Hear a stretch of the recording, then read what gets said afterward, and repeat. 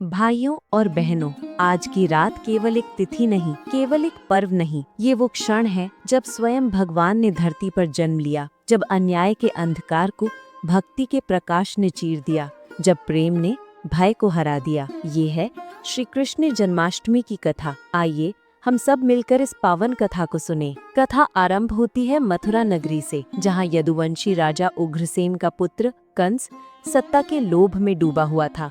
अपनी बहन देवकी के विवाह के दिन आकाशवाणी हुई कि हे कंस, तुम्हारा अंत देवकी की 8वीं संतान के हाथों होगा। कंस क्रोधित हो उठा और उसी क्षण देवकी को मारने के लिए तलवार खींच ली। लेकिन वसुदेव ने वचन दिया कि तुम्हें जो भी संतान होगी मैं तुम्हें सौंप दूंगा। कंस ने उन्हें कारागार में कैद कर लिया। मथुरा का अंधकारमय कारागार, लोहे की सलाखें, चारों ओर पहरेदार। देवकी और वसुदेव वहीं अपने दिन काटने लगे। एक एक कर उनकी 7 संतानें जन्मी, लेकिन कंस ने निर्दयता से उन्हें मार दिया। हर बार देवकी की आंखों से आंसू बहते और वसुदेव मौन सहते, लेकिन दोनों के हृदय में भगवान पर अटूट विश्वास था। समय बीता और भाद्रपद की कृष्ण पक्ष की अष्टमी आई। आधी रात का समय, कारागार में ठंडी हवा का झोंका आया। देवकी का चेहरा तेज से चमकने लगा और तभी एक अद्भुत प्रकाश फैला। 4 भुजाओं वाले श्रीहरि प्रकट हुए। उन्होंने कहा, माँ, मैं तुम्हारा पुत्र हूँ, श्री कृष्ण, अब तुम चिंता मत करो। और फिर वे एक सुंदर बालक के रूप में बदल गए। उसी क्षण कारागार की बेड़ियां खुल गईं, दरवाजे अपने आप खुल गए, पहरेदार गहरी नींद में सो गए। वसुदेव ने बालक को टोकरी में रखा और यमुना नदी की ओर चल पड़े। बाहर मूसलाधार बारिश हो रही थी, बिजली कड़क रही थी, लेकिन शेषनाग ने अपने फण फैलाकर बालक की रक्षा की। वसुदेव यमुना के तट पर पहुँचे। यमुना उफान पर थी, जल कमर से ऊपर आ रहा था, लेकिन जैसे ही वे आगे बढ़े, जल अपने आप मार्ग देने लगा। यमुना ने भगवान के चरण स्पर्श किए और शांत हो गई। गोकुल में नंद बाबा और यशोदा के घर भी उसी रात एक कन्या का जन्म हुआ था। वसुदेव ने बालक को यशोदा के पास रख दिया और कन्या को लेकर मथुरा लौट आए। लौटते ही कारागार के दरवाजे फिर बंद हो गए, पहरेदार जाग गए। सुबह होते ही कंस को खबर मिली। वो दौड़ा आया। उसने कन्या को पकड़कर पत्थर पर दे मारा, लेकिन वो कन्या आकाश में उड़ गई और देवी का रूप लेकर बोली, अरे मूर्ख, तेरा वध करने वाला तो जन्म ले चुका है, वो गोकुल में है। कंस का चेहरा डर से पीला पड़ गया। गोकुल में सुबह का समय, लोग नाच रहे थे, गा रहे थे। नंद के घर आनंद भयो, जय कन्हैया लाल की। यशोदा ने अपने लाल को गोद में लिया। उनके चेहरे पर अद्भुत शांति और आनंद था। दिन बीतने लगे। कन्हैया की शरारतें पूरे गांव में मशहूर हो गईं।